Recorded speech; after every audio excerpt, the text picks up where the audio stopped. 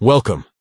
In today's quick guide, I'm going to show you how to use cellular data to back up your camera uploads on Dropbox, so you can keep your photos and videos safe no matter where you are.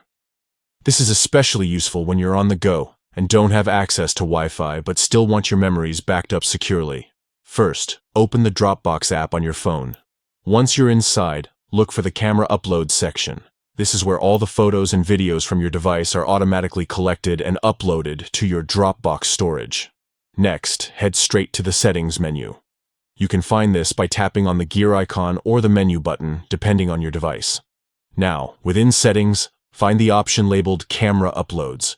This is where you manage how your camera roll gets backed up. Here's the important part. Tap on Camera Uploads and look for the toggle that says Use Cellular Data to Back Up. Simply switch this toggle on. By doing this, you're allowing Dropbox to use your mobile data to upload photos and videos instead of waiting for a Wi-Fi connection. Keep in mind, enabling this option means Dropbox will use your cellular data when Wi-Fi isn't available, so if you have a limited data plan, you might want to monitor your usage to avoid extra charges. That's it.